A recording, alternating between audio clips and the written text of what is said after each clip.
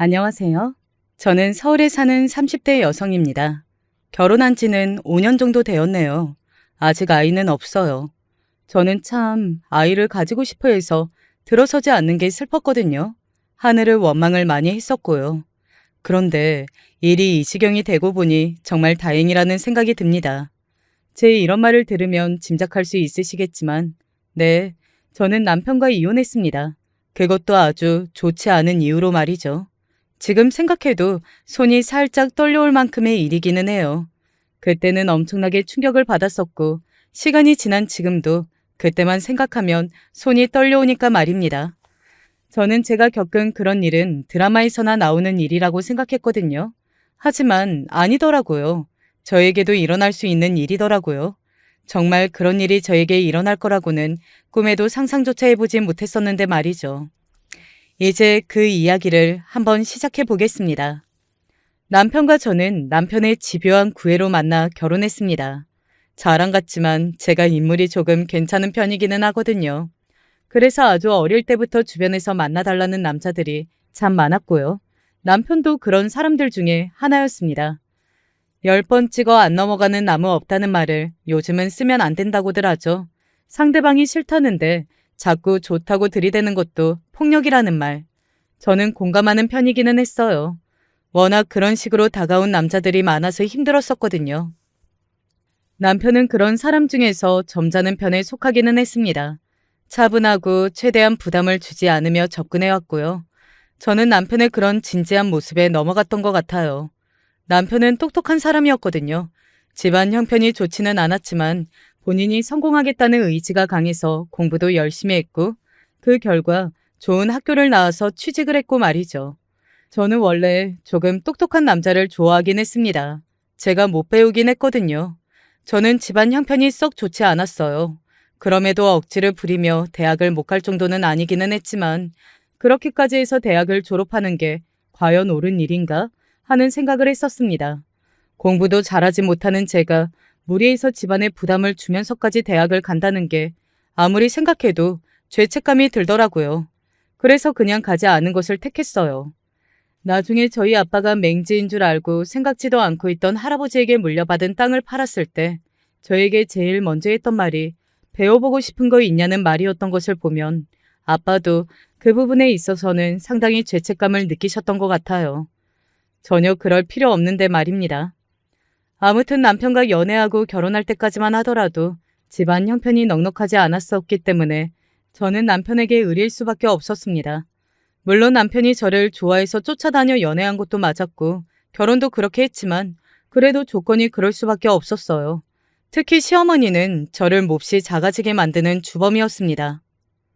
그 얼굴 나이 들면 쭈그렁탱이 되는 건 다 같은데 이런 뭐 하나 가진 것도 없는 애를 내가 며느리로 들이자고 그 고생을 해서 아들 키운 줄 알아? 어? 그렇게 기를 쓰고 반대하셨어요. 사실 저는 남편을 엄청나게 사랑했다기보다는 남편이 좋은 사람이었고 또 이 사람 정도라면 내 인생을 바쳐도 될 것 같아서 결혼을 결심하게 된 거였기 때문에 그런 취급을 받으니 그냥 포기하고 싶어졌던 순간도 많았습니다. 하지만 그럴 때마다 남편이 저를 설득했어요. 내가 중간에서 잘할게. 당신 힘들지 않게.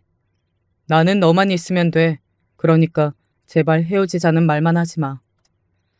그런 남편을 보면서 아, 이 정도로 나를 아껴주는 사람이 있다면 믿어도 되겠구나 하고 생각했습니다. 그렇게 저와 남편은 반대를 이겨내고 결혼했어요. 남편이 좋은 직장을 다니기는 했지만 그냥 평범한 집안이었고 그리고 저도 결혼을 하고 일을 그만둘 생각은 없었거든요. 뭐 하나 가진 것도 없고 가방끈도 짧은 저를 잘 대해준 회사이기도 했고 말이죠. 그래서 아이를 가지기 전까지는 회사에 계속 다니는 걸로 합의를 했습니다. 물론 시어머니는 이렇게 말씀하셨지만요. 볼 것도 없는 회사, 쥐꼬리만큼 벌어서 뭐에 쓰겠다고 일을 굳이 하겠대? 하지만 한 푼이라도 더 벌면 좋은 게 아니냐는 남편의 설득에 결국 계속 다니게 해주셨지만 말이죠. 아마 당시에 저라면 만약 시어머니가 끝까지 반대하셨다면 결국에는 그만뒀을 겁니다. 아무튼 그런 상황이다 보니 제가 남편에게 더더욱 의지할 수밖에 없었고 남편에게 더더욱 마음을 줄 수밖에 없었어요. 그래서 생각해보면 저는 결혼 전보다 결혼하고 나서 남편이 더 좋아졌는지도 모르겠습니다. 그런 상황에서 믿을 건 남편밖에 없었으니까 아마 더 그랬을 거예요. 그래서 남편에 대한 배신감도 더 컸던 거겠죠. 그런 남편이 바람이 났다는 걸 알게 된 건 결혼하고 약 2년 정도 지났을 때였습니다. 처음에는 의심을 하나도 하지 못했어요. 남편이 저에게 계속 잘해왔던 것도 있지만 결혼하고 2년밖에 안 됐잖아요. 어떻게 보면 아직 신혼이나 다름없는 기간이었는데 바람이 났을 거라고는 상상조차 하지 못했습니다. 나 전화 좀 받고 올게. 여기서 받아. 당신 앞에서 못 받는 전화니까 그렇지. 내가 불편해서 그래. 그런 말을 할 때도 그냥 업무상 온 전화이거나 친구의 전화라고만 생각했어요. 친구와 통화를 하는 것도 남에게 들려주기 조금 그럴 수 있잖아요. 칼과 같이 전화를 제 앞에서 받지 않을 때 조금 서운한 감정이 들지 않았다고는 할 수 없겠지만 그래도 이해했습니다. 그럴 수 있는 일이었으니까요. 나 이번 주말에 친구들이랑 놀러 가. 이번 주말에 나랑 데이트하러 가기로 했잖아. 처음 남편에게 이상함을 느낀 건 바로 그때였던 것 같아요. 그때 저는 평일에 일을 하고 퇴근을 3일 정도는 시댁으로 했었거든요. 시댁에서 뭐 좀 가져가라, 뭐 좀 해달라, 저를 부려먹을 궁리만 하던 때라 퇴근을 거의 시댁으로 했었습니다. 그 때문에 남편과는 둘이 지낼 시간도 없었고요. 그래서 그 주 주말에 어디 근교에 데이트나 가자고 남편이 먼저 이야기했었어요. 저는 그래서 그 주말만 바라보고 있던 상태였고요. 아, 맞다. 미안. 그거 다음 주에 가자. 다음 주에 시댁에 집안 행사하고 있잖아. 그랬지? 그냥 자기가 친구들한테 미루자고 하면 안 되는 거야? 나 그 약속 하나만 보고 이번 달 버티고 있는 건데. 그런 제 말에 남편이 인상을 팍 쓰더군요. 그러고서는 굉장히 짜증이 난다는 듯 이렇게 말했습니다. 저는 그런 남편의 표정과 얼굴을 보고 굉장히 충격 아닌 충격을 받았던 것 같아요. 쪽팔리게 마누라랑 데이트 때문에 다음으로 미루자는 말을 어떻게 해? 저는 이해가 되질 않았습니다. 그게 쪽팔릴 일이야? 남자들끼리는 그래. 마누라한테 붙잡혀 산다고 엄청나게 꼽준단 말이야. 내가 당신이랑 데이트하는 그날만 바라보고 견뎠다는데 친구들한테 잠시 부끄러운 것도 못 버텨? 내가 당신한테 그 정도밖에 안 돼? 그게 왜 부끄러운 일인지도 이해하지 못했지만 설사 그렇다고 한들 자기 어머니 때문에 그 고생을 하고 스트레스를 받으면서 몇 달을 그날만 바라본 아내가 그렇게 이야기하면 당연히 취소해야 하는 거 아니냐고요. 저는 우선순위에서 완전히 밀렸다는 생각과 함께 이런 게 바로 화장실 들어갈 때와 나올 때랑 다르다는 걸 말하는 거구나 하는 생각이 들어 착잡했습니다. 이렇게 빨리 사람이 변할 수도 있구나 싶었고요. 그런데 그게 다가 아니었더라고요. 지금 어디야? 더 늦어? 귀찮게 왜 전화야? 끊어. 친구들과 놀러를 간 당일 너무 늦어서 제가 전화를 했거든요. 그런데 남편이 귀찮다고 그냥 그렇게 끊어버리더라고요.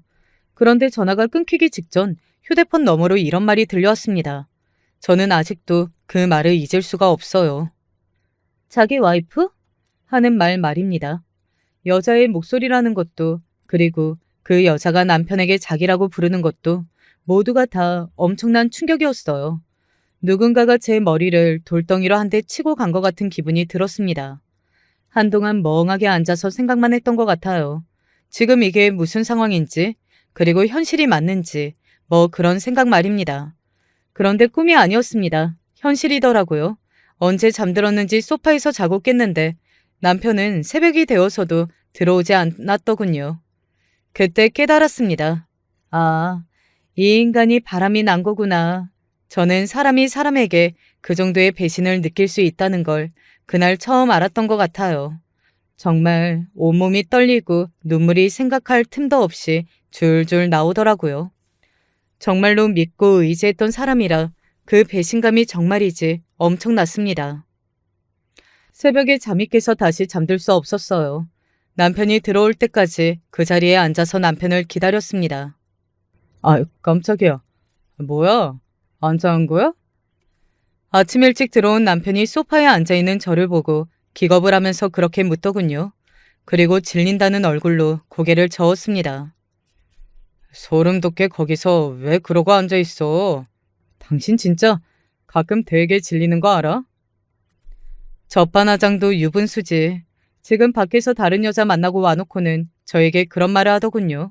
그래서 제가 물었습니다. 그래서 바람 피우니? 내가 질려서? 제 그 말에 남편이 멈칫하더군요. 그리고는 저를 빤히 바라봤습니다. 어떻게 알았냐는 놀란 얼굴이기는 했지만 딱히 엄청난 동요는 없었어요. 마치 언제 알아도 상관없어 보였던 사람 같았습니다. 그리고 그 예상은 정확히 맞았고요. 어떻게 알았어? 담담하게 그렇게 말하는 남편은 숨길 의지도 생각도 하나도 없어 보였습니다. 그런 남편을 보고 있자니 화가 나다 못해 기가 차더라고요. 지금 그게 중요해? 뭐 그게 그렇게 중요한 건 아니지. 그래서 뭐 어쩌자고? 이혼하자고? 뭐? 이혼해. 나는 어차피 그럴 생각이었어.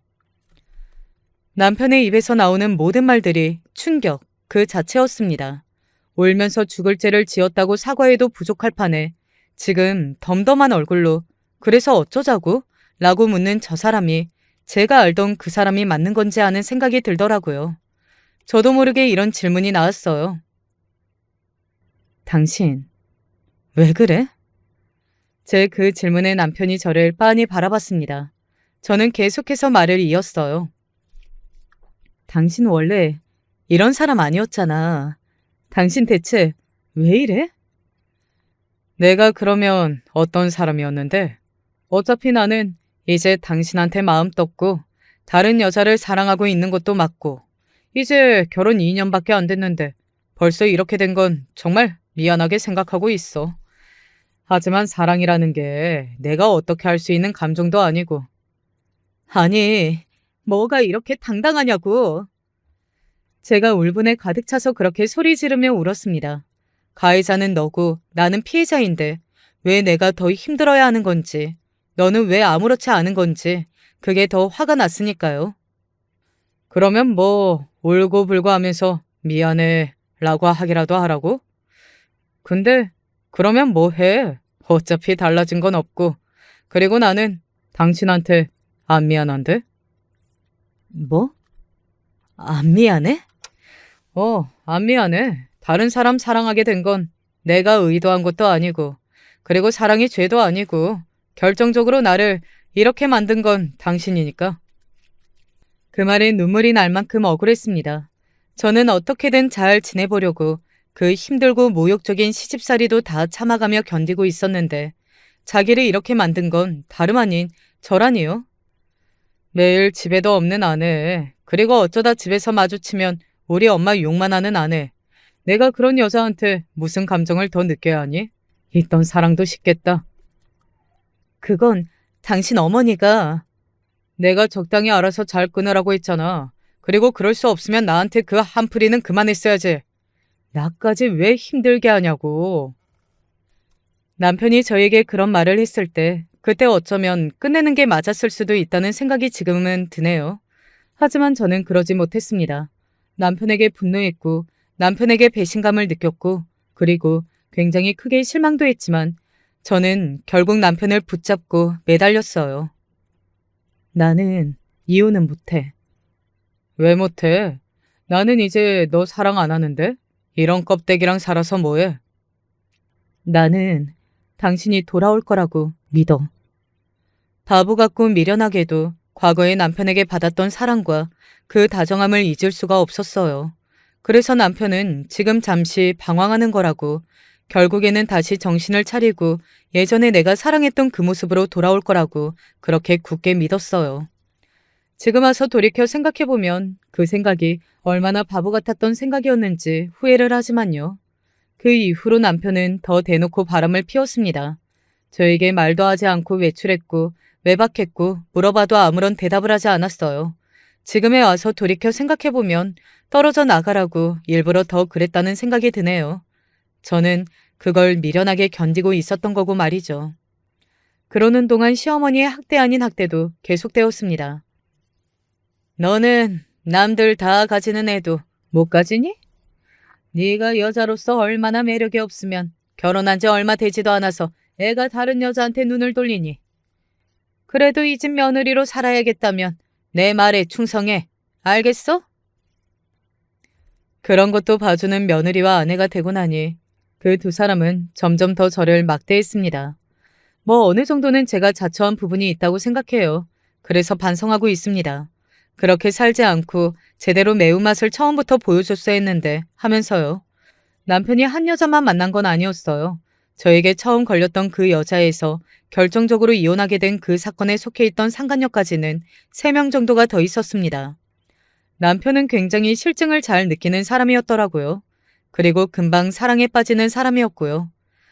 남편의 불륜을 처음 알게 된 그 다음부터 제 인생은 그야말로 나락으로 떨어졌어요. 세상에서 가장 불행한 여자, 그게 바로 저였습니다. 남편도 저를 막대했고 시어머니도 저를 막대했어요. 그걸 알고도 묵인한 순간 저는 그런 대접을 받아도 되는 여자가 되었습니다. 게다가 제가 다 안고 가기로 한 거였기 때문에 다른 사람에게 뭐라고 말할 수도 없었고요. 그렇게 3년을 더 버티고 있었네요. 그 3년은 단언컨대 제 인생에서 가장 힘들고 암흑 같은 시기였습니다. 떠올리는 것만으로도 고통스러울 만큼 말이죠. 3년 동안 남편은 제대로 집에 들어오는 날이 더 적어졌고 집에서 마주쳐도 저를 무슨 벌레 보듯 바라봤어요. 남편이 저를 그렇게 대하니 당연히 시어머니의 횡포는 더더욱 심해졌고 말이죠. 왜 그러고 버텼는지 아직도 의문이 드네요. 숨을 쉬어도 쉬는 것 같지 않은 나날들이었는데 말입니다. 그러던 어느 날이었어요. 그날의 그 일은 제 인생을 바꿔놨습니다. 인간 쓰레기 같은 짓을 한 건 남편이기는 하지만 어찌 되었든 간에 그날의 그 일이 없었다면 저는 아직도 그 집에서 고통받으며 살았을지도 모르니 어쩌면 고마워해야 할지도 모르겠어요. 너 오늘 출장이라고 했냐? 갑자기 그건 왜 물어? 그냥 왜? 말도 걸지 마? 그 말이 아니잖아. 그날은 제가 출장을 가는 날이었어요. 원래 저희 회사는 출장 같은 것이 거의 없는 회사이기는 한데 그때 딱 거의 처음으로 출장을 가게 된 거였거든요. 그래서 남편이 묻나보다 했습니다. 저는 바보같이 얼마 만에 먼저 질문이라는 걸 해준다며 이제 조금씩 변하려나 하는 기대감까지 가졌고요. 그런데 이동하는 와중에 출장이 취소가 된 겁니다. 작은 회사라 원래 이런저런 변수가 참 많은데 그날도 그랬어요. 그래서 집으로 다시 돌아갔습니다. 현관문이 왜 열려 있지? 도어락이 다 닫히지 않은 채 조금 틈이 있더라고요. 요즘 현관문이 잘 닫히지 않으니 한 번 더 확인하라고 남편에게 이야기했었는데 깜빡한 것 같다는 생각을 하면서 집 안으로 들어갔습니다. 그런데 현관에 신발 하나가 있었어요. 저는 그 신발을 보자마자 누군가가 제 머리 위로 찬물을 뿌린 듯한 기분이 들었습니다. 다름 아닌 여자 구두였거든요. 그 자리에 굳어 한동안 그 구두를 멍하니 내려봤던 것 같아요. 정말 아무 생각이 안 나고 어떻게 해야 할지 모르겠고 그런 감정은 2번을 겪어도 적응이 되지 않더라고요. 그리고 안방 쪽에서 어떤 인기척이 느껴졌습니다. 저는 조심스럽게 발을 떼었어요. 예전에 이런 일이 다시 생기면 그때는 반드시 증거를 남겨놔야겠다고 저 자신에게 한 1000번쯤 이야기했었거든요. 그래서 그런지 그 와중에도 저는 휴대폰의 녹음 기능을 켰습니다. 얼마나 많은 시뮬레이션을 했으면 그랬겠어요. 안방으로 다가가자 두 연놈의 대화 소리가 들려왔어요. 여기서 이러고 있으니까 더 짜릿하다. 그래?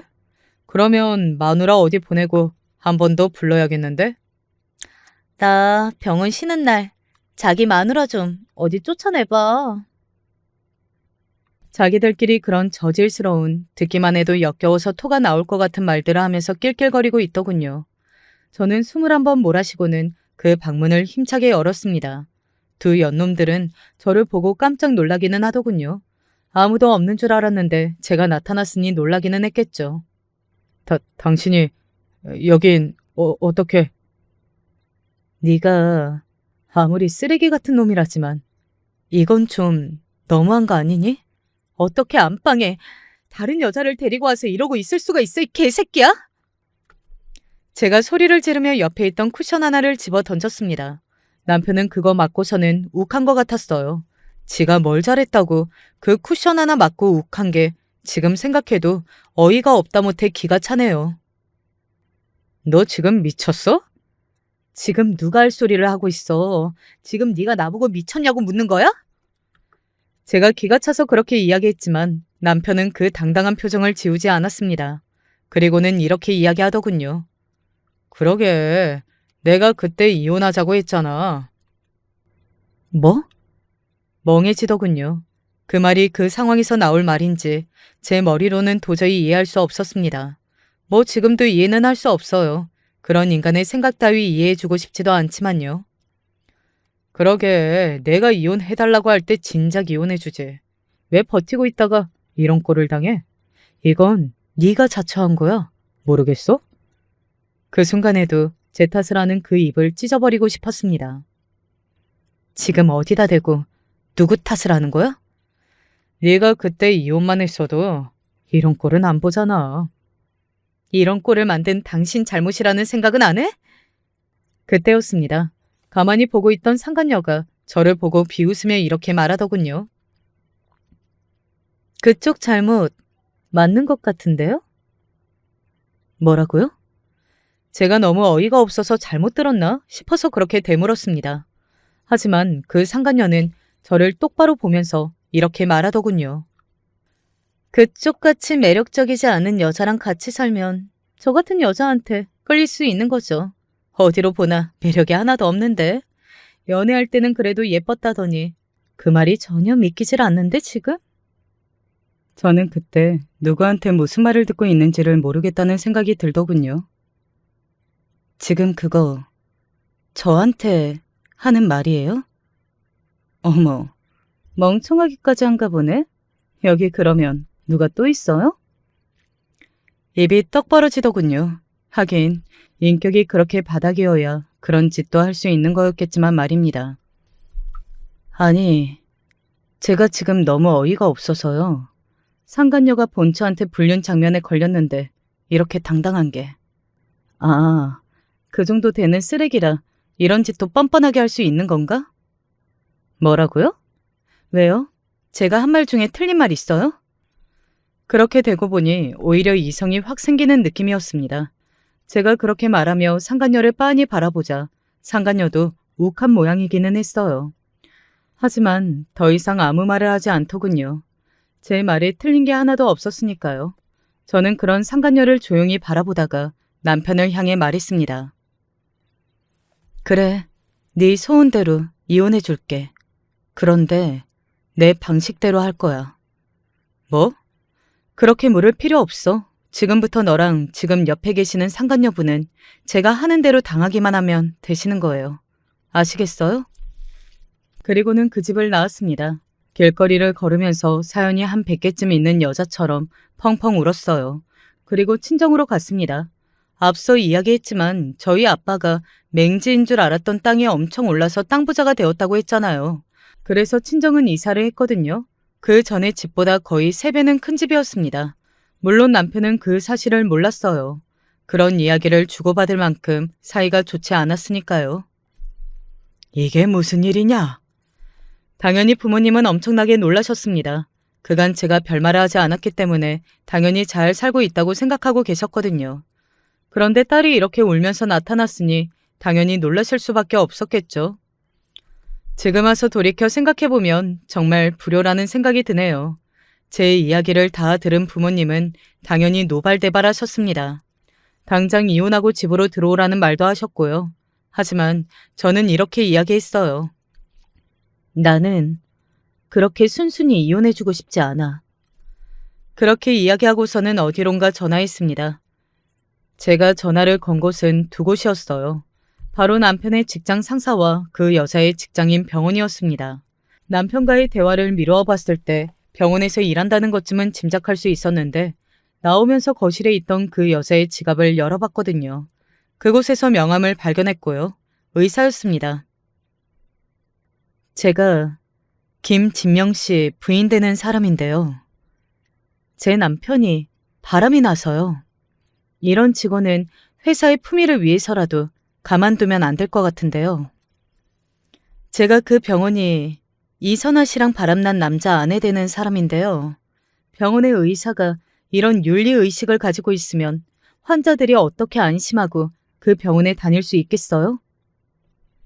물론 처음 제 전화를 받은 남편의 직장 상사와 그 상간녀의 병원 직원은 몹시 놀라고 당황했지만 제가 곧 첨부해서 보낸 녹음 파일을 다들 들어봤는지 저에게 위로의 말까지 전하더군요. 그 녹음 파일을 들은 사람들이라면 그 누구나 제가 왜 이렇게까지 하는지 단숨에 알 수 있었을 겁니다. 그 연놈들은 정도를 모르고 파렴치했으니까요. 당연히 남편의 직장과 그 상간녀의 병원은 그야말로 뒤집어졌습니다. 그런 소문은 원래 순식간에 퍼지잖아요.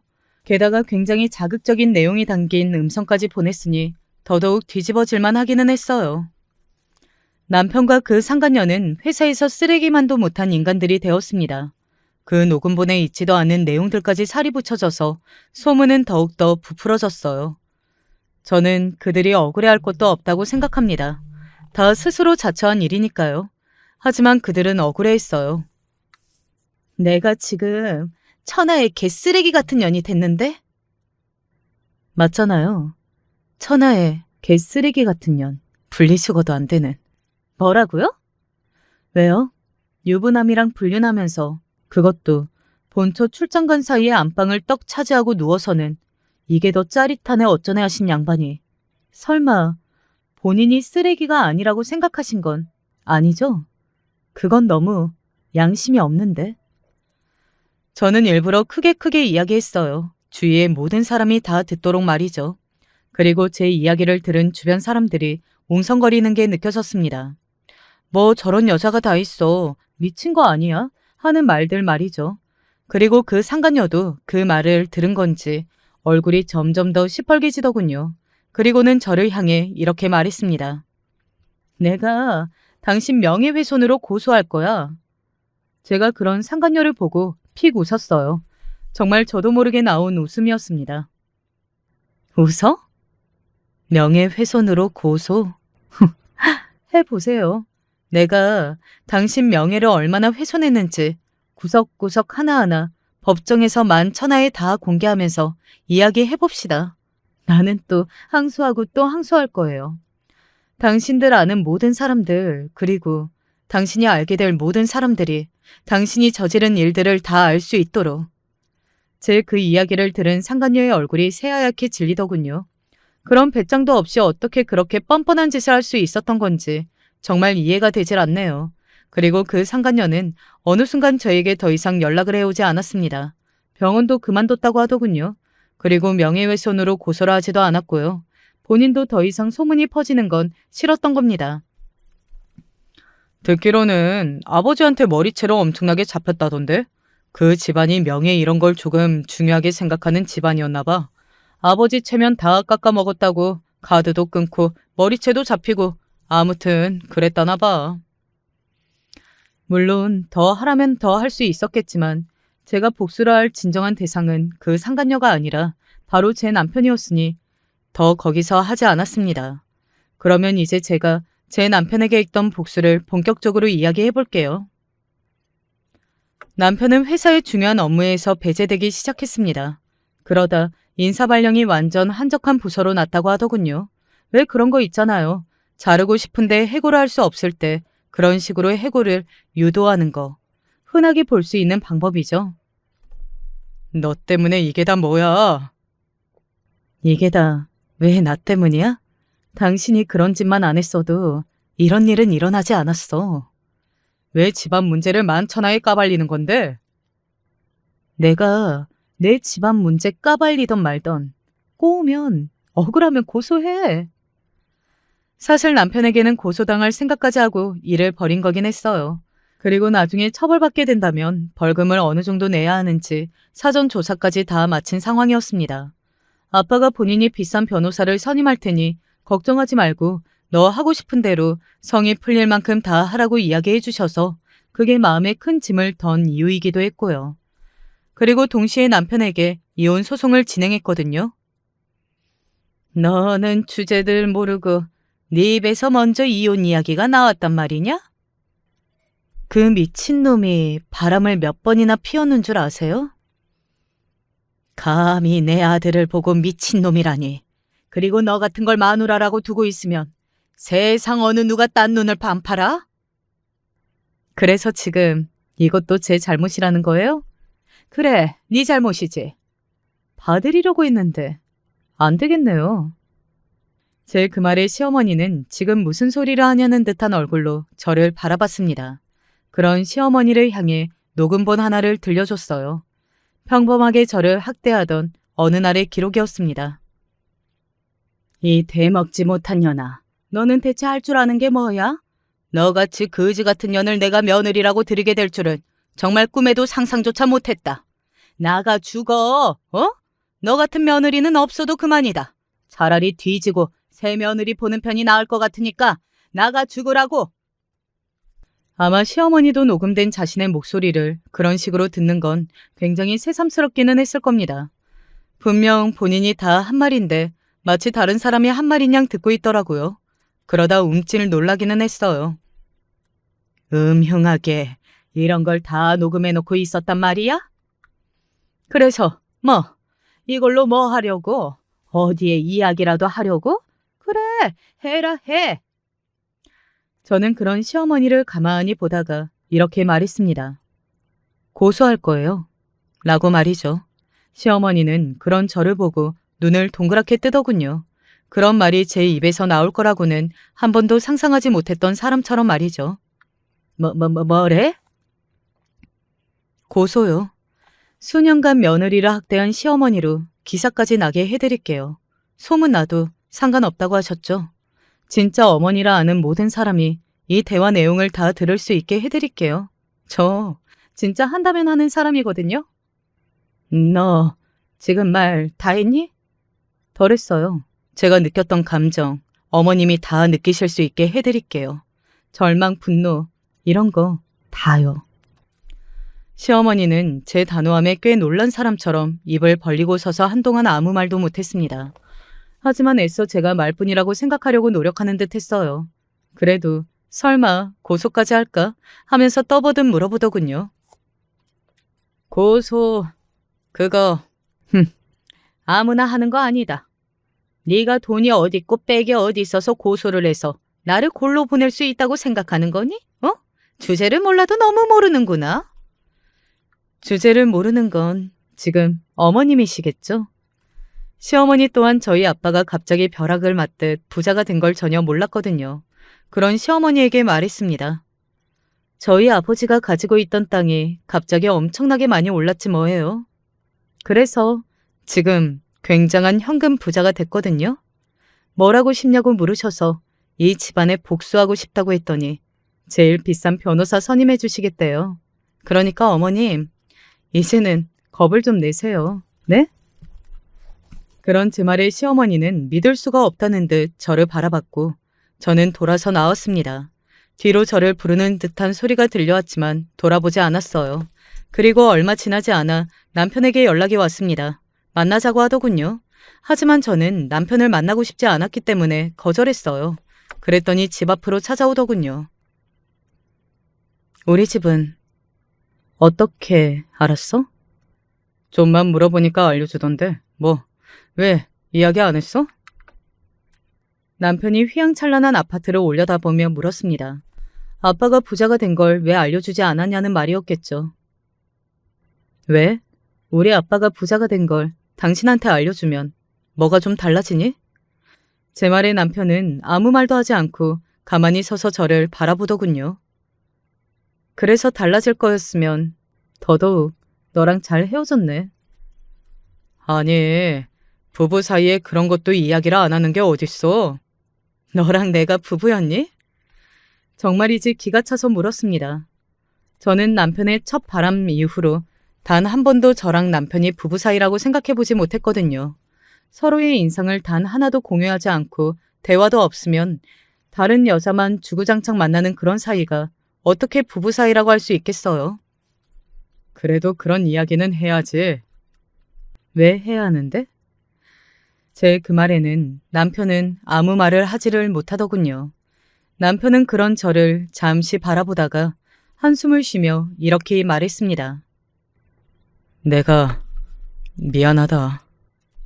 저는 남편을 그래서 뭐 어쩌라고 하는 눈으로 바라봤어요.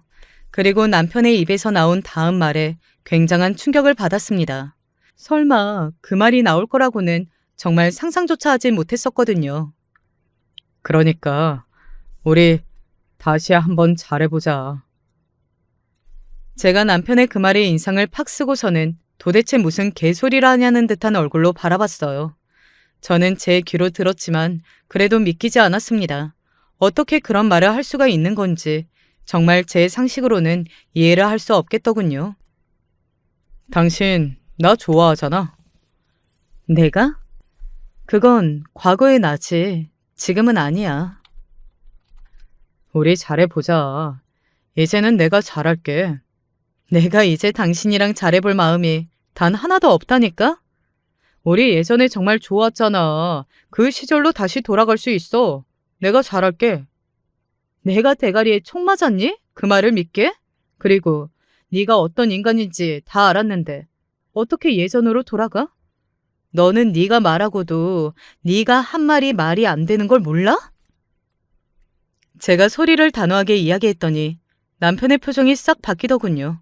그리고서는 약간 협박을 하기 시작했습니다. 나 이렇게 만들어 놓고 너는 떵떵거리면서 잘 살 수 있을 것 같아? 너를 그렇게 만든 건 내가 아니라 너야. 내 탓하지 마. 내가 그만큼 바람이 났다는 건 너는 매력이 없다는 말이라고.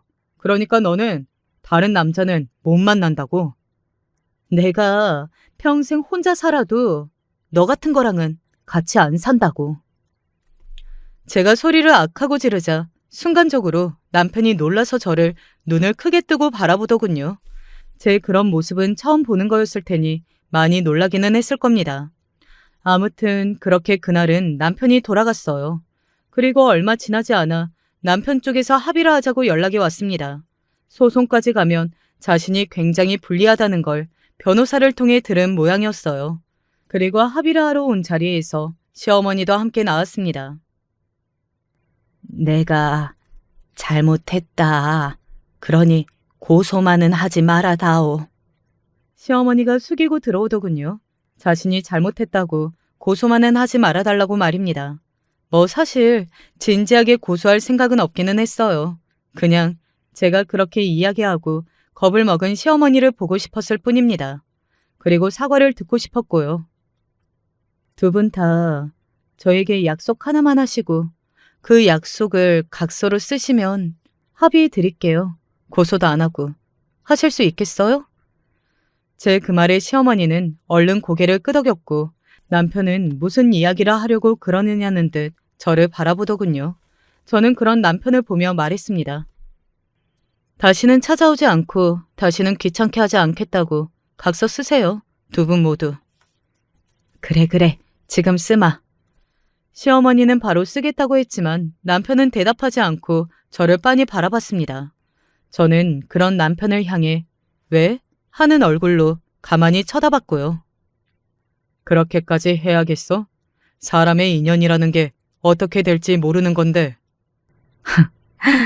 너랑 내가 인연 같니? 악연이지?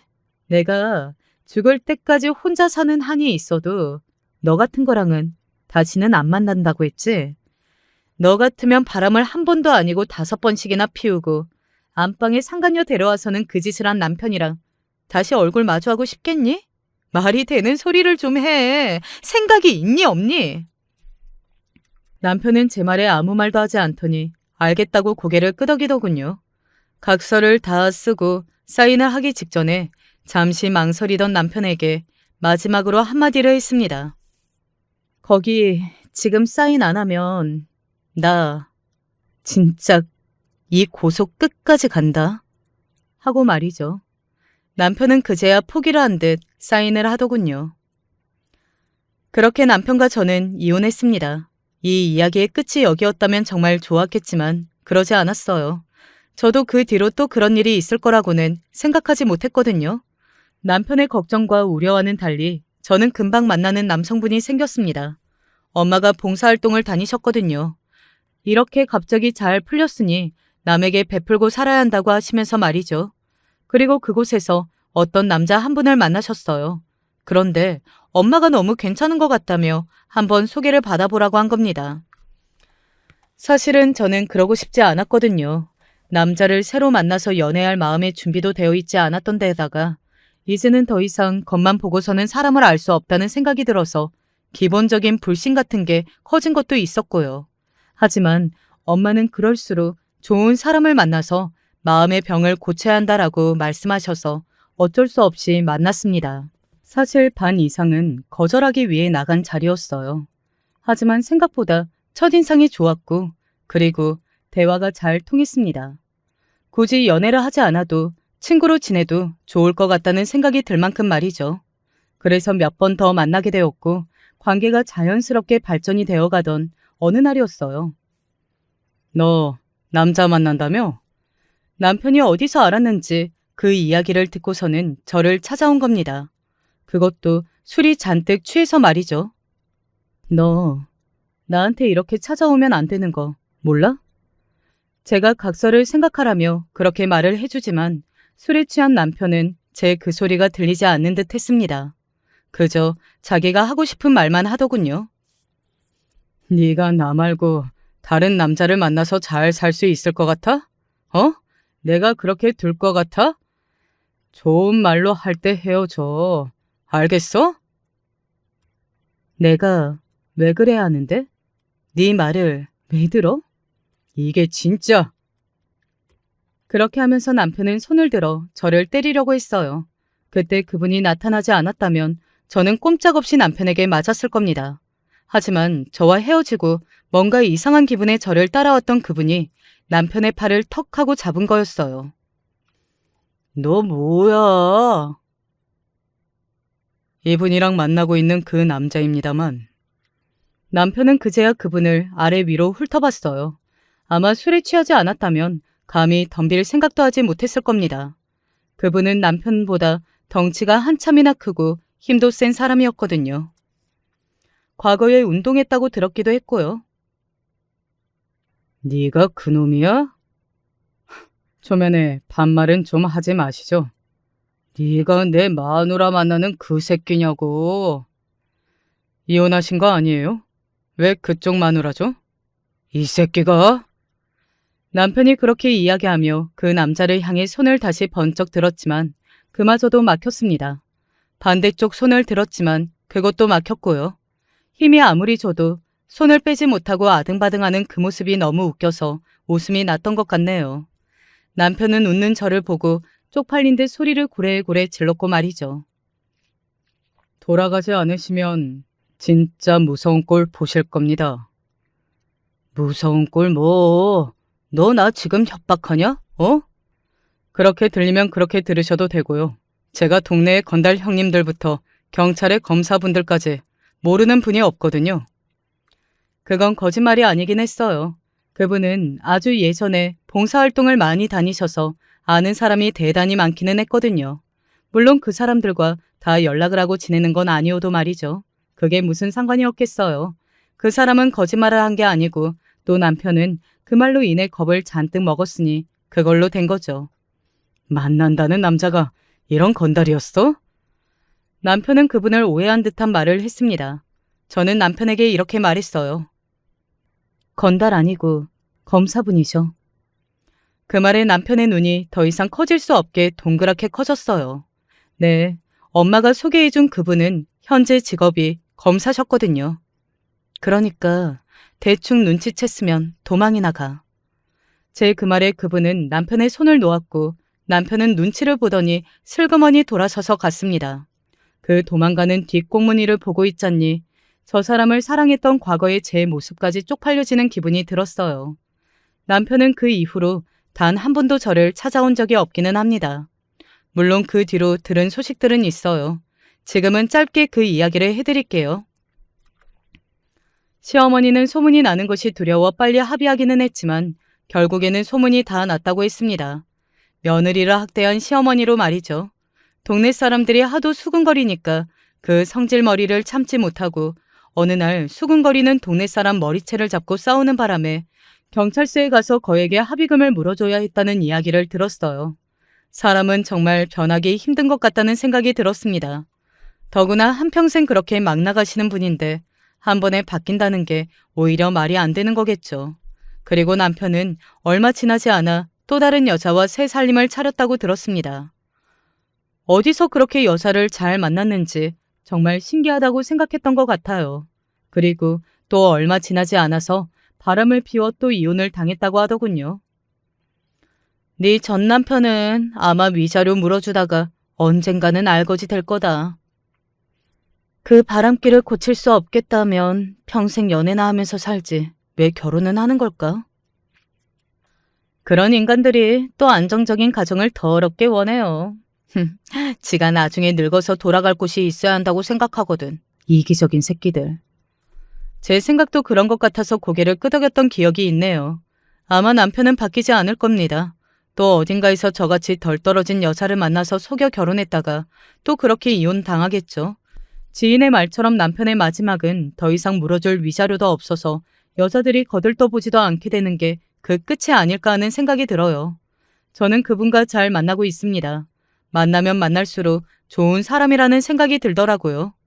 뭐 남편을 한번 겪어봤기 때문에 사람은 겪어봐야 알 수 있다는 생각에는 여전히 변함이 없지만 그래도 아직은 좋은 사람이라고 생각하기는 해요. 결혼까지는 조금 걸릴 것 같기는 한데 그래도 서로 길게 보고 만나고 있기는 합니다. 저는 회사를 그만두고 현재는 영어학원과 쿠키 클래스를 다니고 있어요. 아빠가 뭘 하고 싶냐고 물어보셨었는데 그게 바로 생각이 나더라고요.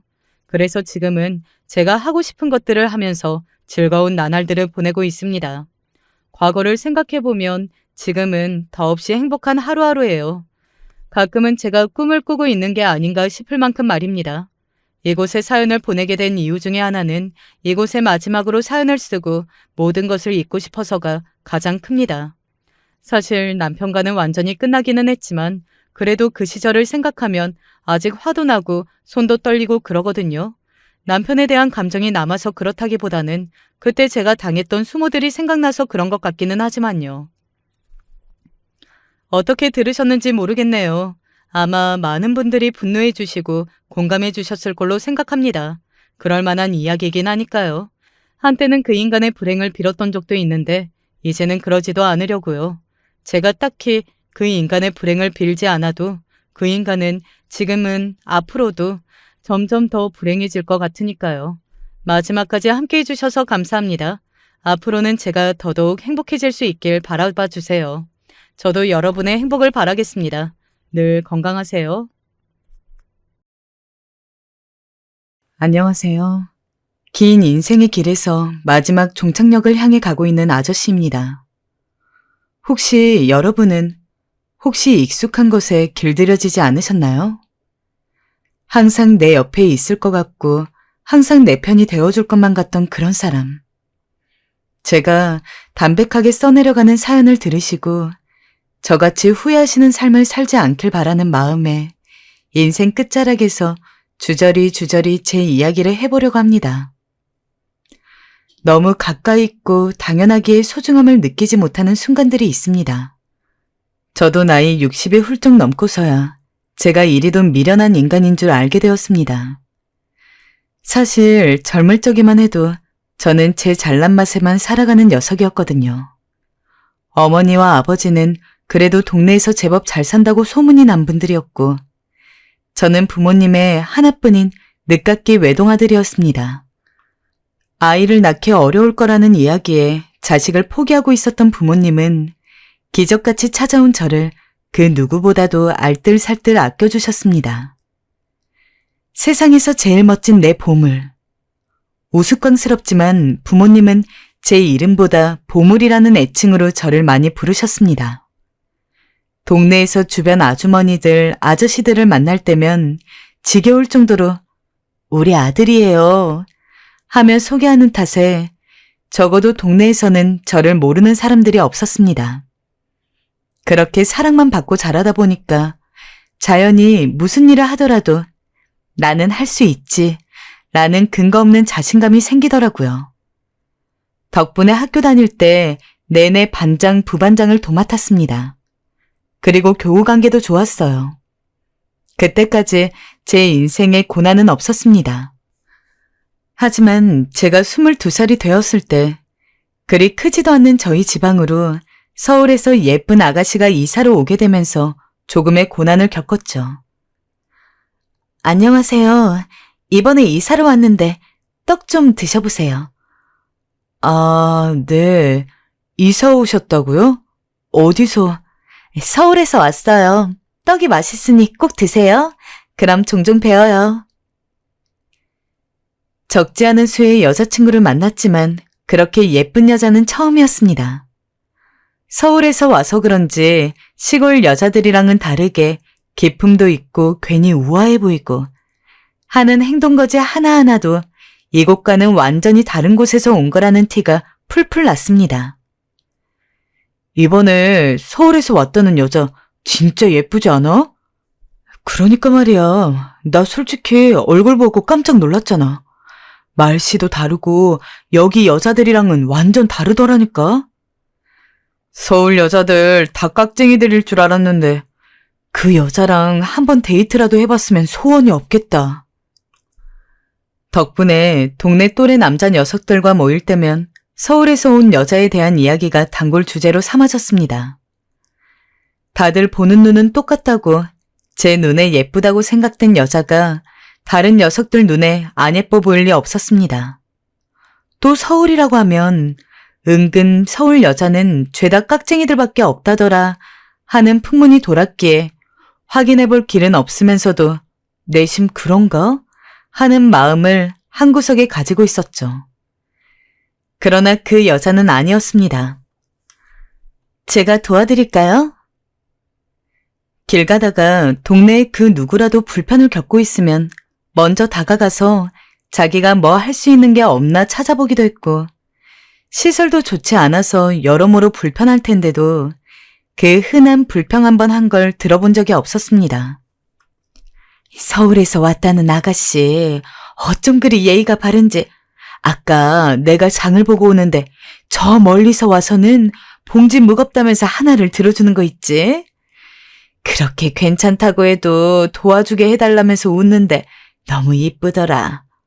경우 너랑 동갑이라던데 마음 같아서는 네 짝 삼아주고 싶어서 혼났어. 어머니도 참. 저희 부모님도 그 아가씨를 무척이나 마음에 들어 있습니다. 부모님까지 그렇게 칭찬 일색이시니 늘 멀리서 얼굴 정도만 힐끔대던 게 전부였는데 어느 순간부터는 저 역시 진심으로 그 여자가 궁금해지더라고요. 게다가 때마침 동네 다른 녀석들도 지지부진한 탐색전은 끝마쳤는지 은근히 여자에게 다가가서는 요 근처에 냇간물이 맑은데 한번 보러 갈래요? 라며 가짜는 추파를 던져댔습니다. 괜히 그걸 보니 울컥하더군요. 질 수 없다 싶어서 저 역시 제대로 사귀어 볼 생각으로 말을 걸고 최대한 오랜 시간을 보내려고 노력했습니다. 그 당시 저희의 모습은 아마 동물의 왕국이나 다름없었을 겁니다. 동네에서 제일 예쁜 여자를 쟁취하기 위해 온 남자들이 우르르 몰려와서는 자신의 매력을 뽐냈죠. 하지만 시간이 지나다 보니 알겠더라고요. 단순히 서울에 와서 시골 여자들에게 없는 멋과 매력을 가지고 있어서라는 단순한 이유를 넘어서서 그 여자에게는 정말 사람의 마음을 편하게 하고 자신을 좋아하게 만드는 능력이 있었습니다. 또 같이 데이트 같은 산책도 하고 번화가로 나가서 커피도 한 잔씩 마시면서 이야기를 나누다 보니 제 생각보다 훨씬 더 어른스럽고 사려 깊은 사람이었어요. 어느 순간에는 저 역시 진심으로 반해서 여자와 함께 시간을 보내고 싶었죠. 민정 씨, 저는 민정 씨가 좋은데 민정 씨는 어때요? 민정 씨만 괜찮으면 저는 깊게 만나보고 싶은데. 저도 철우 씨가 좋아요. 우리 그럼 한번 만나봐요. 다행히도 여자 역시 부끄럽게 웃으며 제 멋없는 고백을 받아주었어요. 그냥 동네의 예쁜 여자에서 여자친구가 되고 저는 제가 정말로 생각이 짧은 놈이었음을 다시 한번 깨달았습니다. 그냥 얼굴이 예쁘고 도시에서 왔고 이런 것들은 정말 제 여자친구에게 아무것도 아니었어요. 얼굴이 예쁜 것은 맞았지만 여자친구는 얼굴보다는 마음이 더 예뻤고 언제나 무언가를 배우는 것을 좋아했으며 자신이 부족한 것을 인정할 줄 알고 남이 잘난 부분은 누구보다 기쁜 마음으로 칭찬할 줄 아는 심성을 가지고 있었습니다. 민정아, 우리가 아직 나이가 어리긴 하지만 언젠간 현실적인 여건이 갖춰지면 꼭 너랑 결혼하고 싶어. 그때까지 기다려줄 수 있지? 나 학생 때도 성인이 되어서도 여자친구를 사귀면서 장난으로라도 결혼을 생각해 본 적은 한 번도 없었어. 애초에 누군가를 좋아한다는 이유로 빈말로라도 결혼과 같은 미래에 대한 이야기를 하지 않는 성격이거든. 근데 처음으로 널 사귀고 나서는 나도 모르게 너무도 자연스럽게 결혼에 대한 꿈을 꾸게 돼. 나중에는 이 시골을 벗어나서 서울의 상경에서 함께 살고 있겠지? 애는 몇이나 낳을까? 아니면 잘 이야기해서 평생 우리 둘만 같이 살아도 좋겠다. 이런 것들 말이야. 난 너랑 꼭 미래를 함께하고 싶어. 제 생각보다 저는 더욱더 제 여자친구를 좋아하고 있었습니다. 여자친구가 절 선택한 것에 대해서 한치의 후회도 없게 해주고 싶었기에 그만큼 잘해주었고 일부러 집에도 자주 데려왔어요. 그러던 어느 날 지방에서 서울로 상경하기로 마음을 먹었습니다. 바로 여자친구 때문이었어요. 우리 이제 일자리도 잡고 좀 더 큰 곳에서 돈 버는 게 좋지 않을까? 슬슬 서울에 가서 같이 살아보자. 서울? 서울살이가 조금은 걱정도 되고 당황스럽기도 했지만 여자친구가 먼저 제의를 해주었고 이를 물릴 이유가 전혀 없었던 저는 부모님에게 즉시 알린 뒤 부모님과 여자친구 부모님의 도움으로 작은 방을 잡아 여자친구와 함께 동거를 시작하게 되었습니다. 사실 사귄 기간도 오래되었고 저희 나이도 30이 조금 넘었다 보니까 이미 부모님들 그리고 저희 사이에서 결혼 자체는 이미 기정사실화된 상황이었어요. 그렇기 때문에 함께 사는 것도 쉽게 허락받을 수 있었죠. 우리 서울에 가게 되면 그때는 결혼해서 살자. 그래서 서울에 올라간 지 딱 반년이 지난 뒤 저희는 본격적으로 결혼식을 올렸습니다. 이제는 여자친구와 남자친구를 넘어서서 비로소 남편과 아내가 된 것이죠. 너무 행복했습니다. 살면서 처음으로 결혼하고 싶다는 생각이 든 여자와 정말로 그 꿈을 이룰 수 있다는 것은 아마 저뿐만 아니라 그 누구라도 감격스러우실 겁니다. 저희는 말 그대로 행복하다고 표현할 수 있는 결혼 생활을 했습니다. 식을 올린 뒤에는 아이를 가지는 것에도 신경을 써서 결혼하고 2년 뒤에는 아들 하나, 딸 하나를 쌍둥이로 낳았죠. 하지만 행복과는 달리 살림살이는 날이 갈수록 기울어졌습니다. 저희가 아무리 아끼면서 살아도 예상치 못한 돈이 들어갈 일이 많다 보니까 저축은커녕 당장 내 식구 제대로 옷 갖춰 입거나 밥 먹고 사는 것조차 힘들다고 느껴질 때가 많았습니다. 여보, 미안해. 못난 남편 만나서 고생이 많지. 이 추운 날에 난방도 끊기고 내가 너무 자신만만했나 봐. 미안해. 왜 그런 말을 해, 당신. 당신이 얼마나 잘해주고 있는데 빈말이라도 그런 말 하지 마. 마음 아파.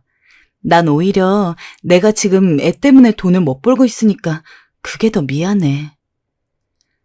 아내는 늘 좋은 말로 절 격려해 주었지만 처자식이 있는 전 속이 늘 바짝바짝 타들어갔습니다. 얼른 돈 벌어야 하는데 하는 조바심이 너무 났죠.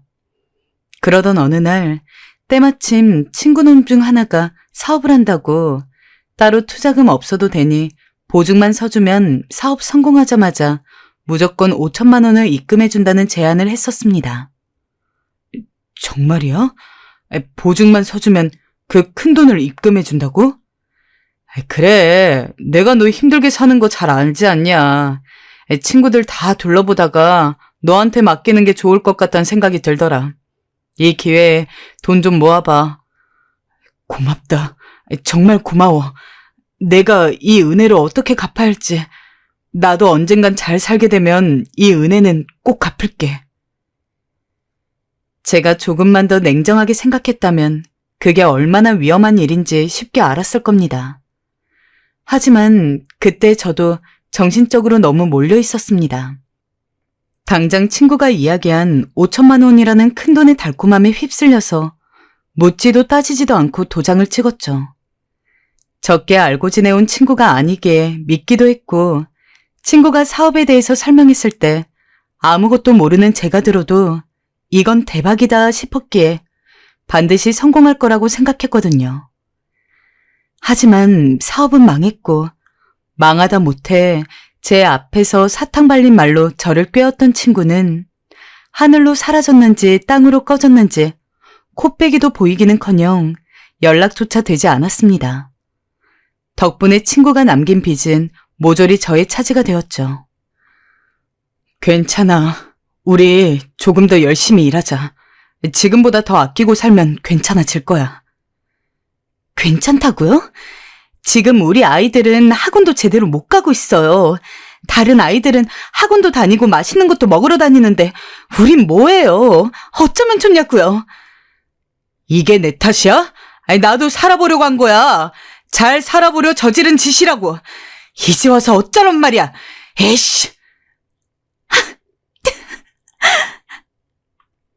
제 덕분에 곤란해진 건 당연히 저뿐만이 아니었습니다. 아직 어린아이 둘, 그리고 아내까지 빚에 시달려 했죠. 그러다 보니 싸움이 잦아지는 건 당연했어요. 그쯤 저는 탈출구가 필요했고 그때부터 술병을 잡기 시작했어요. 애 앞에서도 술을 마셨고 아내에게도 술 사오란 말을 밥 먹듯이 했습니다. 지금 생각해도 참 아내에게도 아이에게도 너무나 못할 짓을 했단 생각이 듭니다. 결국엔 장모님까지 오셔선 제 수발을 드셔야 했어요. 장모님 오셨어요? 뭐하러 오셔요? 술이 얼마나 안 좋은데 또 먹고 있어. 김서방, 나는 자네 원망하지 않아. 자네 열심히 살려다 보니 이렇게 된 거 알고 있어. 그러니 돌아오게나, 응? 우리 딸도 손주들도 나도 자네가 돌아오기만을 기다리고 있어.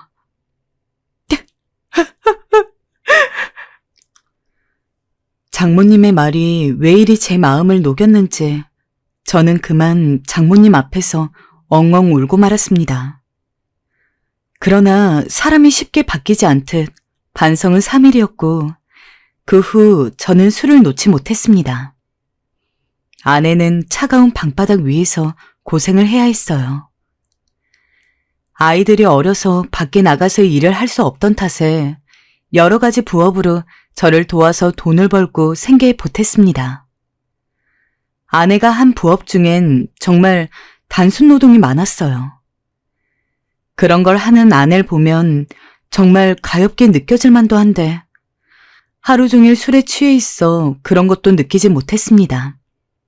오히려 이 지긋지긋한 현실에 바뀌지 않는 내 자신에게 화만 더 나더라고요. 그러던 어느 날 제 앞에서 아내가 크게 한숨을 쉰 적이 있었어요. 그놈의 한숨 좀 작작 쉬어.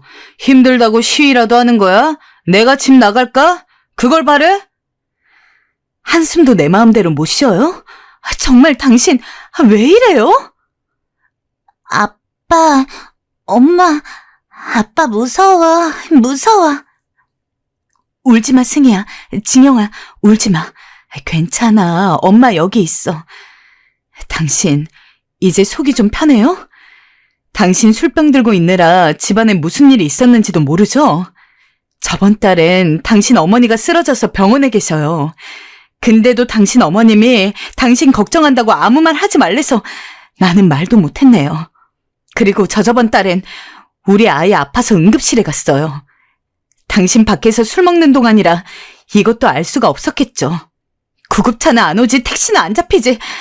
그래서 내가 중간에 아이 없고 응급실까지 뛰어갔다고요. 우리 아이 조금만 늦어도 위험할 뻔했어요. 당신만 힘들어요? 세상에 힘든 사람이 당신밖에 없냐고요. 당신이 타들어가는 내 속을 알기나 하냐고요. 그때 아내의 말에 한 대 맞은 듯한 충격이 느껴졌고 저도 모르게 눈물이 고였습니다. 전혀 알지 못했던 사실이었습니다. 우리 아이가 열이 올라 응급실에 갔던 것도, 제 어머니가 쓰러지신 것도, 모두가 힘들고 어려운 상황이었지만 제게 말은 하지 못하고 안쓰럽게도 혼자 버티고 있었던 거였죠. 그 사실을 깨닫자마자 미안하다는 말이 목구멍까지 올라왔습니다만 차마 입 밖으로 내뱉지 못했습니다. 그때부턴 대화 없이 지냈지만 저는 술도 덜 먹었고 조금씩 아내 부업을 돕기 시작했어요. 아내는 내심 이런 제 변화에 조금이나마 기대를 품고 있는 듯 보였어요. 내가 이거 인형눈 붙이고 잘게. 당신은 먼저 자. 정말 괜찮겠어요? 내일 애들 학교 데려다 주긴 해야 해서. 그럼 나 너무 피곤해서 먼저 잘게요. 고마워요. 무뚝뚝하게 말하긴 했지만 아내의 눈 아래 거뭇거뭇한 게 마음에 걸려 제가 하겠다고 하고 인형 눈을 붙이고는 했어요. 그날도 그랬죠. 그런데 갑자기 잠든 아내를 쳐다보던 중 아내의 손등이 눈에 확 띄더라고요. 이게 뭐야? 순간 저는 너무 놀랐어요. 당시 아내는 부업으론 모자르다고 생각해 저에게 아이를 맡기고 가끔씩 밤에 택배 분류하는 일을 나가고 있었습니다. 그런데 추운 겨울에 장갑도 끼지 않고 일을 했는지 손등에 성한 곳이 하나 없더군요. 여기저기 모두 까져 있고 상처만이 가득했어요. 연고도 바르지 않았는지 어떤 상처는 흉해져 있기도 했습니다. 어떻게 한 집에 살면서 이걸 모르고 있을 수 있었을까요? 이런 남편이 어디 있을까요? 그 순간엔 아내 앞이라 하더라도 도저히 눈물을 참을 수 없었습니다. 미안해. 여보, 미안해.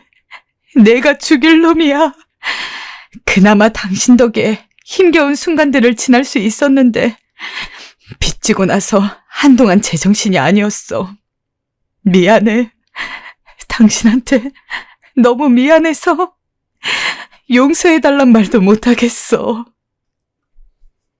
그간의 저를 되돌아보았어요. 집에 오면 무기력증에 시달리면서 아내와 대화를 안 하는 것은 당연했고 저한테 오는 아이들을 살갑게 한번 안아주는 것조차 하지 않았어요. 정말로 죽일 놈, 말 그대로 이혼당해도 싼 놈이었습니다. 그런데도 아내는 제게 이혼 얘기를 꺼내지 않았어요. 어떻게든 절 품고 가려 했던 거지요. 저는 저를 믿어줬던 아내를, 장모님을, 자식들을 생각하며 정신을 바짝 차리기로 했습니다. 일단 아무거나 손에 잡히는 대로 일을 시작하고 싶었기에 막노동부터 했어요. 새벽같이 일어나 벽돌을 나르는 일은 힘들었고 고생스러웠지만 처자식 생각하면 충분히 버틸 수 있었습니다. 아빠, 오늘은 기분 좋아? 아빠가 일 나가고 술도 안 마시니까 진영이 너무 좋아. 그래? 진영이가 좋다니까 아빠도 좋네? 일은 고되었지만 절 걱정해주는 어린 자식들의 작은 속삭임을 들으면서 이 어린 것들 학교는 학원은 보내줘야 하고 밥은 먹여야 하니 그 생각으로 버티었습니다. 또 아내 혼자 고생하지 않아도 되니 그것만으로 다행이었어요. 아내는 당연하게 일하는 게 뭐 그리 그게 고마운 건지 제게 참 다정하게 대해주었습니다. 그간의 과오는 마치 없었던 것처럼요. 여보, 추운데 고생했죠. 오늘 당신 좋아하는 부대찌개 해놨으니 얼른 한 숟갈 떠요. 뭐 이리 힘들게 많이 차렸어. 대충 찌개 하나만 하지. 몸 쓰는 사람이 밥 든든하게 먹어야죠. 얼른 먹어봐요. 맛있어요? 맛있네. 아내는 저만큼이나 일을 하고 있으면서도 자기는 밥 한 끼 먹지 않으면서 저에게 햄 잔뜩 들어간 부대찌개 국물을 입안에 밀어 넣어 주었어요. 그 국물의 온기가 느껴지자 저도 모르게 콧잔등이 시큰해선 고개를 푹 수그려야 했죠. 처음엔 막노동을 했지만 어느 정도 정신적으로 완전히 회복된 이후엔 다시 회사를 들어가게 되었습니다. 회사에 들어가자 빚도 조금씩 갚아나가게 되었고 벌레 나오는 단칸방에서 조금 큰 방으로 이사도 갈 수 있게 되었어요. 하지만 아이들에겐 여전히 늘 미안했어요. 얘들아, 그래도 집 좁아서 많이 불편하지? 아니야, 아빠. 무슨 소리야. 저번 집에 비하면 훨씬 크고 깨끗한데? 이 정도로도 우린 감지덕지야. 우리 걱정은 하지 마. 너네 학우는 이제 고등학생 되었으니까 과외 아니면 교습소라도 다닐래? 아빠가 그 정도는 해줄 수 있어. 에이, 교과서 보고 수업 잘 들으면 성적 잘 나오는데 무슨 학원까지? 됐네요. 아빠, 우리 공부에 말려 죽일 셈이야? 지금으로도 충분해. 뻔히 제 사정 생각해서 하는 말이었지만 가난이 뭔지 참. 애들에게 아무 말 할 수가 없었어요. 그저 알겠다고 하는 수밖에요. 빚을 갚아야 아이들에게도 더 잘해줄 수 있을 텐데 그럴 수 없는 현실이 참 서글펐어요. 그러던 어느 날 제 인생의 은인이라고 할 수 있는 분을 만나게 되었어요. 마침 일하던 회사에서 나와 조금 더 좋은 조건의 회사로 옮기게 되었는데 그곳은 가구 회사였어요. 처음엔 맡은 일을 그저 성실하게 하겠다는 마음으로 일을 해나갔는데 같이 일하는 동료들과도 합이 맞고 다들 열심히 하니 저도 더 의욕이 생기더라고요. 그걸 좋게 봐주신 사장님이 어느 순간부터 제게 조금씩 일을 더 맡겨주셨어요. 처음엔 저한테 큰 프로젝트가 턱턱 떨어지니 긴장도 되었지만 이걸 기회로 삼아 무조건 인정을 받아야겠다는 생각이 강했습니다. 그래서 야근을 불사하며 매일같이 일에 열중했고 그에 따라 연봉 인상도 굉장히 빠르게 진행되었어요. 여보, 이번에 월급을 이렇게나 많이 받았어요? 당신 정말 대단한데? 그러니까 사장님이 나를 아주 신뢰하고 계셔. 덕분에 월급이 많이 올라갔어. 아마 내년엔 더 인상될 것 같아. 당신도 이제 아르바이트 그만해. 내 돈으로 빚 갚고 하면 되니까. 그때가 바로 제가 처음으로 아내에게 일 그만두라고 한 때였어요. 당시 아내는 허리가 많이 아픈 상황인데도 쉬지도 못하고 분식집에서 일을 하고 있었거든요. 그게 늘 안쓰러웠는데도 빚 때문에 말하지 못하고 있다가 그만두라 할 수 있었던 거였죠. 허나 아내는 고개를 내저었어요. 이까짓 건 뭐 힘들다고 그만둬요? 나도 지금 일하는 곳 많이 편해져서 하나도 힘들지 않아요. 당신도 고생하는데. 아내는 힘들지 않다며 맑게 웃어 보였고 끝끝내 제 설득에도 불구하고 고집을 꺾지 않았습니다. 그렇게 아이들이 고등학생이 되었을 쯤에는 다니던 회사에서 승진이 되면서 빚도 다 갚았고 제 사업까지 했는데 그게 잘 돼서 경제적으로 엄청 안정이 되어 있었습니다. 마치 행운이 저를 따라오는 느낌이었고 이래도 되나 싶을 정도로 인생이 너무도 잘 풀리는 느낌이었어요. 그래서 불안하긴 했지만 드디어 내 고생이 빛을 보는구나, 하늘이 노력을 알아주는구나 싶었습니다. 허나 지금 와서 하는 이야기지만 사업이든 뭐든 제가 그 암흑 같은 시기를 벗어날 수 있었던 것은 아내가 힘든 순간에도 늘 저를 지탱해 주었기 때문이었죠. 당시엔 그걸 모르고 있었지만요. 그런데 사람은 당연한 것에 무뎌지게 되더라고요.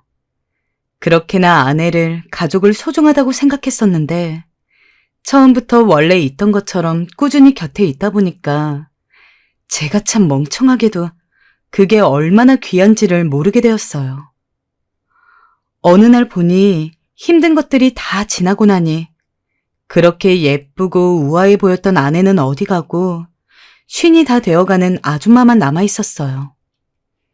분명 처음 결혼했을 때만 해도 평생 행복하게 살게 해주겠다는 순수한 열정이 있었던 것 같은데 모진 풍파에 휩쓸려서 함께 사라진 건지 원래도 그리 살가운 성격이 아니었으나 저는 아내에게 더욱더 무뚝뚝한 인간이 되어버렸어요. 여보, 오늘도 수고했어요. 대꾸 하나 안 해주는 저임에도 아내는 언제나 제가 일을 하고 돌아오면 외투를 받아들고는 웃으며 수고했다고 이야기해 주었습니다.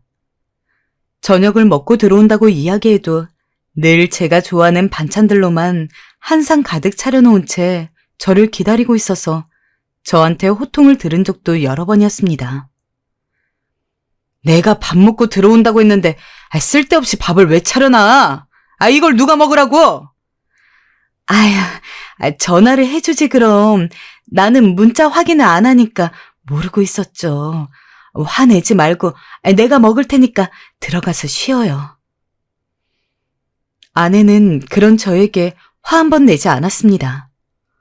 모자란 남편인데도 오히려 미안하다고 자기가 깜빡했다며 불 다 꺼진 밤에 부엌에서 몰래 숟가락을 달각거리며 제가 먹지 않는 저녁 밥상을 먹기도 했습니다.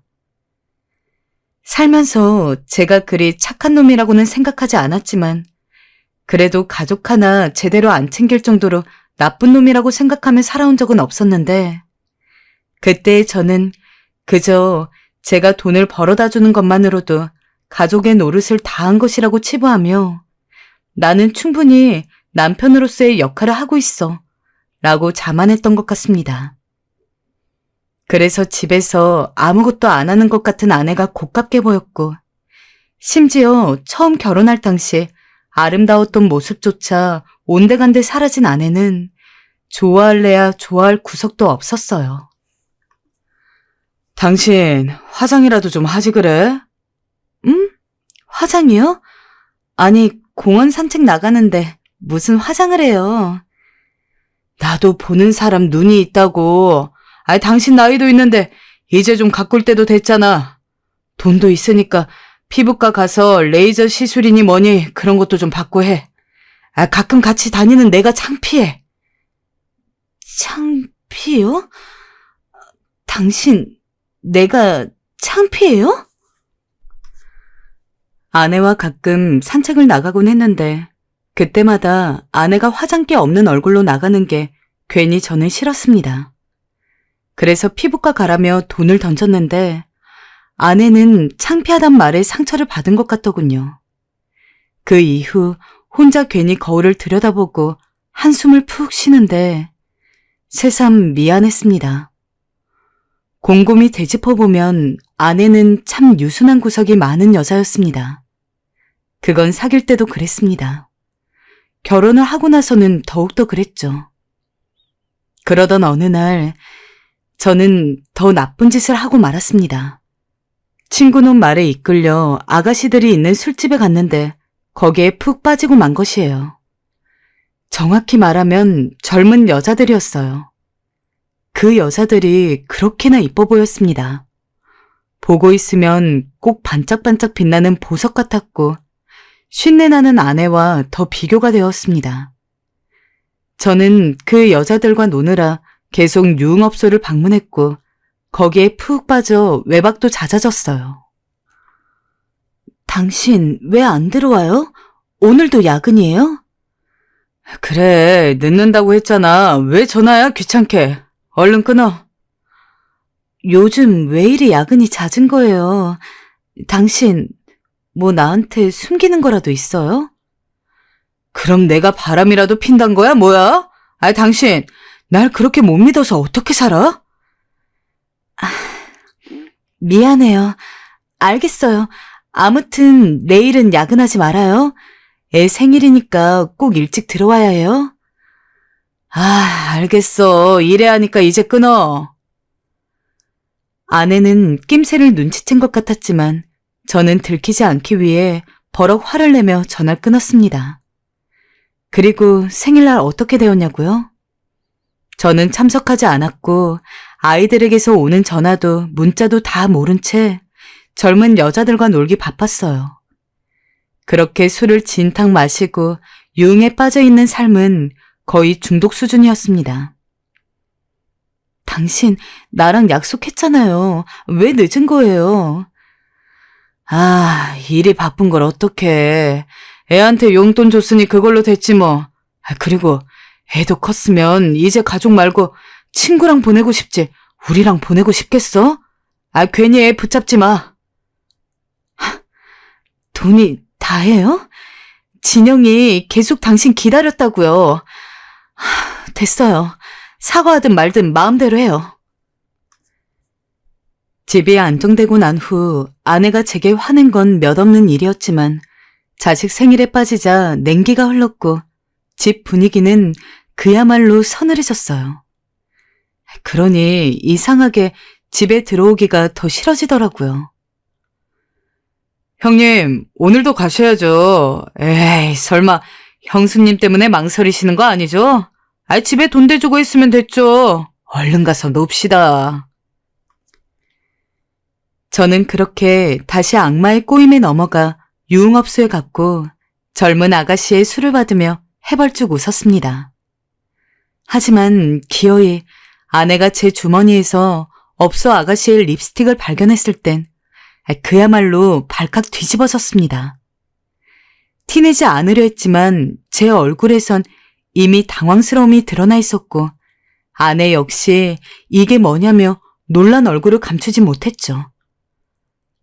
아니, 어떻게 이럴 수가 있어? 내가 당신한테 지금까지 어떻게 했는데, 어떻게, 우리가 어떤 부부인데? 아내는 바닥을 뒹굴며 오열을 했고, 나중엔 장모님까지 와 제게 사실을 말하라 했건만, 저는 꿋꿋이 거짓말을 했습니다. 장모님, 아닙니다. 그냥 한번 어쩔 수 없이 간 거예요. 거래처 대접하느라 간 거라고요. 일하다 보면 그럴 수 있어요. 이 사람이 조금 예민하게 받아들이는 것 같습니다. 당신, 우리 엄마한테도 계속 거짓말할 거야? 그만둬! 거짓말이 아니야. 정말 답답해서 원. 그 후 저는 정말로 아내에게 미안하기도 하고 제 자신이 쓰레기처럼 느껴져서 유흥업소에 가지 않았고 매일 꼬박꼬박 집에 들어왔지만 아내는 언젠가부터 모든 삶의 의욕을 잃은 사람처럼 우울한 얼굴로 벽만 쳐다보고 있었죠. 어떨 때는 마치 넋이 나간 사람 같았습니다. 급기야 정신과에 가보라고 제가 말할 정도였지만 상처가 너무 깊었는지 아내는 고개를 내저으며 그저 자신이 기르는 화초만을 쳐다보았어요. 그즈음에는 자식과도 얘기를 잘 하지 않았는데 자식들조차 걱정이 되었는지 물었습니다. 아버지, 엄마 정말 괜찮은 거 맞죠? 나도 잘 모르겠다. 너희들이 한번 얘기해보아라. 제가 할 수 있는 말은 딱 그것뿐이었어요. 그러던 어느 날 아내가 딱 한 번 명절 때 저에게 이런 부탁을 했어요. 이번 명절은 친정에 먼저 가고 싶어. 당신은 같이 안 와도 되니까 연휴 하루만 친정에서 보내고 바로 당신 따라갈게. 저희 부모님이 옛날 분이기는 하셨지만 그래도 명절 때 무조건 며느리는 시댁에 먼저 와야 한다고 주장하시는 분들이 아니었습니다. 게다가 지금껏 명절마다 아내는 무조건 연휴 첫날과 명절 당일은 저희 집에 있었고 마지막 연휴 날에만 친정에 들리고는 했었기에 저런 제안을 하는 것도 저 때가 처음이었습니다. 굳이 안 들어줄 이유도 없는 부탁이었는데 저는 아내가 그런 이야기를 한다는 것 자체가 괜히 싫었습니다. 지금까지 우리 집 먼저 잘 망가놓고 왜 갑자기 그래? 그냥 원래 하던 대로 해. 이번 한 번이면 돼. 명절 당일에 늦지 않게 바로 갈게. 보통 제가 안 된다고 한 번 이야기하면 아내는 군말 없이 제 말을 따르는 편이었는데 이상하게도 그때의 아내는 유독 고집이 셌습니다. 그때서라도 그냥 알겠다고 하고 다녀오라고 하면 될 것을 저까지 고집을 부리는 바람에 저희는 한바탕 크게 싸웠죠. 그리고 결국 아내는 저와 아무런 이야기 없이 혼자 친정으로 훌쩍 떠났습니다. 아빠가 너무 심했어요. 아이들까지 저를 타박할 정도였지만 저는 명절 때도 결국 내내 대면대면하게 굴었고 명절이 끝난 뒤에도 말 한마디 나누려 하지 않았어요. 내심 제가 이렇게 있어도 언젠가는 아내가 저에게 먼저 말을 걸어줄 것이라고 믿었던 것 같습니다. 그리고 딱 일주일이 지나고 아내는 제 믿음대로 저를 불렀습니다. 여보, 나 암 말기래. 그 내용은 저조차도 생각지 못한 것이었지만요. 가까이 사는 가족, 그것도 결혼한 상대방이 시한부의 삶이라는 이야기를 듣게 된다면 어떤 기분이 들 것 같으신가요? 딱히 그럴 일이 있을 거라고 생각해 본 적은 없었지만 만일 그런 일이 생기게 된다면 뭔가 너무 슬퍼서 눈물이 나올 것 같다고 생각했던 것 같습니다. 하지만 놀라울 정도로 눈물 한 방울 나오지 않았습니다. 슬프지도 화가 나지도 않았습니다. 그냥 아무 생각이 없었습니다. 아내가 정말 자신이 암에 걸렸다고 말하는 게 맞는지 살 날이 몇 개월도 채 안 남았다고 이야기하는 게 정녕 진실인지조차 파악할 수 없었습니다. 명절 연휴에 친정에 먼저 가고 싶다고 이야기한 것도 자신이 암에 걸렸다는 사실을 부모님에게 이야기하고 싶어서 그랬다고 하더라고요. 조금 파리한 얼굴로 웃는 아내를 두고 저는 여전히 아무 말도 할 수 없었습니다. 생각 정리도 마음 정리도 되지 않아 하루하루가 혼란했지만 시간은 참으로 매정하게도 흐르더군요. 아내의 암 소식에 아내를 붙잡고 엉엉 우는 아이들을 보아도 저는 그때조차 눈물 한 방울 나지 않았습니다.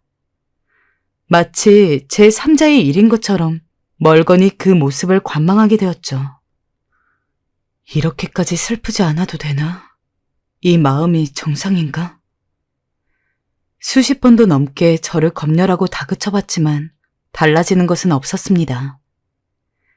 지금 보면 그때의 저는 그 사실을 믿지 못했던 것 같습니다. 아내는 한평생 저와 함께 있을 거라고 생각했으니까요. 수술을 해도 완치가 힘든 상황이었지만 조금이라도 삶을 늘리려면 빨리 수술을 해야 했었습니다. 그러나 아내는 자신의 목숨이 경각에 달한 상황에도 초연했죠. 최대한 입원을 미루고 저와 그리고 아이들과 함께 시간을 보내려 했습니다. 아내는 평소 주말에 저를 귀찮게 하는 일이 없었습니다. 그런데 어느 날은 정말 마지막이라고 생각해서 그런지 저에게 그러더군요. 당신이랑 집 근처 공원을 돌아보고 싶어. 그 말에 저는 아무런 대꾸 없이 겉옷을 챙겨 들고 아내와 함께 집 밖을 나왔습니다. 여름을 앞둔 봄이었던지라 햇살은 따뜻했고 미지근하지만 청량한 바람이 부는 시기였습니다. 아내와 그렇게 데이트 같은 행동을 한 것은 결혼하고 정말 오랜만이었습니다. 어쩐지 어색해서 조금 거리를 두고 걷다가 아내 얼굴을 힐끔 보는데 여기저기 돌아보며 웃는 얼굴이 꼭 처음 아내와 사귀었던 그 순간을 떠올리게 만들었습니다. 그때 문득 그런 생각을 하게 되더군요. 내가 너무 중요한 것을 잊고 있던 것은 아닐까 하는. 그 이후로 아내가 입원하기까지 딱 3번. 저는 아내의 요구에 따라 아내와 함께 산책을 나갔습니다. 간지럽게 손을 잡거나 뽀뽀를 하거나 했던 것도 아닙니다. 심지어는 대화다운 대화를 나누지도 않았습니다. 아내가 말을 하는 순간은 저에게 산책을 가자고 제의할 때와 집에 돌아와서는 함께 나가줘서 고마워요 라고 할 때뿐이었습니다. 아마 아내는 크게 무리하고 있었을 겁니다. 많이 아팠을 텐데도 저와 아이들과 시간을 보내기 위해서 병원에 가지 않았겠죠. 입원을 한 시기를 기점으로 아내는 하루가 다르게 메말라갔습니다. 저조차도 마음이 덜컥 내려앉을 정도로 변해가는 아내의 모습에 저는 쉬이 잠을 이룰 수가 없었습니다. 여보, 잠은 푹 자. 당신 눈밑이 까맣네. 밥도 잘 챙겨 먹고. 당신이 애들 아빠니까 애들 힘들거나 그럴 때 있으면 꼭 힘이 되어줘야 해. 알았지? 결혼 후 거의 처음으로 들어보는 것이나 다름없는 아내의 잔소리. 그런 말을 하면서도 아내는 한없이 걱정된다는 표정으로 저를 쳐다보았습니다. 저는 그게 너무 낯설더라고요. 아직 이렇게 내 눈앞에 살아있는데 벌써부터 자신이 없을 나날들을 대비하고 있는 아내가, 그리고 그 모습을 은연중에 받아들이고 있는 내가 참으로 무서웠습니다. 그때서야 조금 실감이 난 것 같습니다. 이제 아내는 제 곁에 없을 거라는 것을요. 미안해. 미안해, 여보. 저도 모르게 미안하다는 이야기가 터져나왔습니다. 그동안 아내를 그렇게 박정하게 대하면서도 한 번도 미안하다는 생각을 해본 적이 없었는데 마지막을 앞두고 갑자기 개가천선이라도 하게 된 건지 뭔지 가슴이 아파 견딜 수 없을 정도로 미안하다는 감정이 들끓었습니다. 주름진 아내 손을 꼭 잡고 두서없이 미안하다고 이야기하며 애처럼 울었습니다. 그때의 아내가 어떤 표정을 하고 있었는지는 모르겠습니다.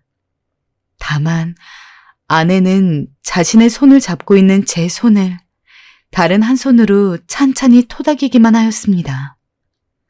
마치 다 괜찮다는 것처럼. 참 신기하게도 바로 다음 날 아내는 조용히 숨을 거두었습니다. 가기 전까지 잘해준 것 하나 없는 남편을 용서하고 아내는 떠났습니다.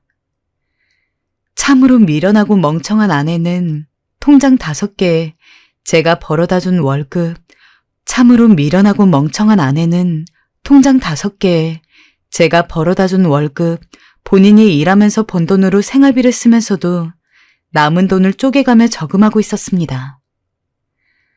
평생 비싼 옷은커녕 5,000원짜리 늘어진 티셔츠나 입고 미용실 가는 돈도 아깝다며 집에서 직접 자르면서 한 푼, 2푼 모은 돈을 소중하게 보관하고 있었습니다.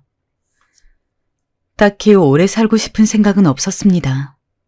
아내가 세상을 떠나고 나서야 제 곁에 언제나 가만히 버팀목이 되어준 아내가 얼마나 소중한지 알았으니까요. 저는 아내가 참 미련하다고 생각했는데 미련한 것은 저였습니다. 아내와 함께 산 30여 년의 세월보다 아내가 없이 산 이 3년을 더욱 그리워하고 사랑하며 살았으니까요. 하루빨리 아내 곁으로 가고 싶다고 생각하며 살아서인지 얼마 전 아들 손에 이끌려 억지로 받아본 검진에서 말기암이라는 진단을 받았습니다. 벌인지 축복인지 모르겠습니다. 일단 제게는 축복임이 맞는 것 같습니다.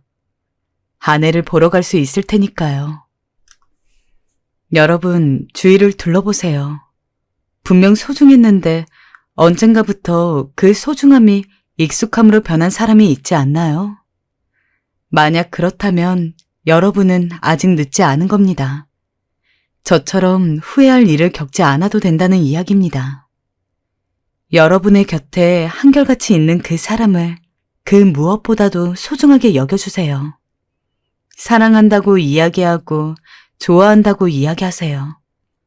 때로는 너무 익숙하다고 느껴진다고 할지라도 바로 몇 시간 뒤에라도 영영 볼 수 없는 사람이 될 수 있음을 잊지 마세요. 우리는 한없이 사랑하며 살기에도 시간이 부족하니까요.